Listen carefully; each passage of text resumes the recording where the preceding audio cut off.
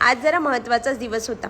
दररोजप्रमाणे लवकर उठून घरातील कामे आवरली, देवपूजासुद्धा झाली आणि हृदया पण आंघोळीच्या अगोदर थोडीशी तिने रिव्हिजन करायला घेतली. कारण खूप वर्षांनंतर पुन्हा एकदा परीक्षेच्या बाकावर बसण्याची वेळ आज होती. मनात उत्साह होता, पण थोडीशी जरा भीतीसुद्धा वाटत होती. इंजिनिअरिंगचे विद्यार्थी असल्यामुळे फक्त 10 दिवस आधी अभ्यास सुरू केला. सिलेबस एवढा मोठा होता की पूर्ण करण्याऐवजी IMP पॉईंट्स शोधून त्यातूनच पूर्ण सिलेबस संपवण्याचा शहाणपणा मी केला. सवयीप्रमाणे परीक्षेच्या अगोदर मेन पॉईंट्स वाचायला मी घेतले. या सगळ्यात माझी छोटी अभ्यासू साथीदार म्हणजे माझी मुलगी रिदू. ती तिचा अभ्यास करत होती आणि मी माझा. पण खरं सांगायचं तर तिची शिस्त पाहून मलाच अभ्यासाची प्रेरणा मिळत होती. मागील 10 दिवसांपासून सकाळपासून दिवस नेहमीप्रमाणे धावपळीचाच होता. उठल्यानंतर नेहमीची धावपळ, टिफिन, ऋषी ऑफिसला गेला, जेवण झालं, रिदू झोपली आणि तिच्या झोपेच्या वेळेत कपडे धुण्यापासून ते घरातील बाकीची सगळी कामं पूर्ण केली. एकीकडे मनात सूत्र, थेअरी, फॉर्म्युले फिरत होते, तर दुसरीकडे घराची जबाबदारी तितकीच महत्त्वाची वाटत होती. एक्झाम दुपारची होती, त्यामुळे ऋषी, रिदू आणि मला घरी पिकअप करायला येणार होता. कारण आजचा दिवस फक्त माझा नव्हता, तो आमचा होता.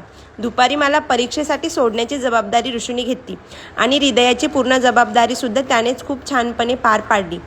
तिला मस्त रेडी केलं आणि मीही रेडी झाले आणि निघालो एक्झाम सेंटरकडे जाण्यासाठी.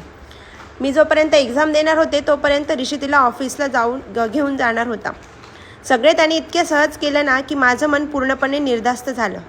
आता वेळ आली होती एक्झामची. हॉल तिकीट, पेन आणि पूर्ण आत्मविश्वास घेऊन मी परीक्षा केंद्रात पोहोचले. पेपर हातात घेतल्यावर काही प्रश्न ओळखीचे वाटले, पण काही प्रश्नांनी जणू मला ओळखले सुद्धा नाही. जोक सपाट.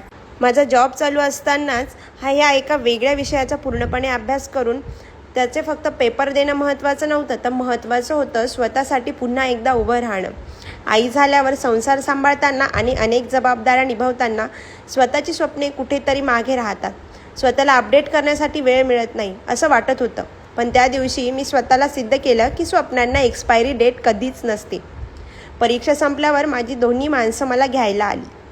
त्यानंतर आम्ही छोटंसं डेटवर गेलो, पोटोबा केला आणि थोडी शॉपिंगसुद्धा केली. ऋषीने बनवलेलं चवदार जेवण आणि रिदूच्या चिमुकल्या हातांची ही सुंदर थंडगार अशी मशाजने आजच्या दिवसाचा शेवट झाला.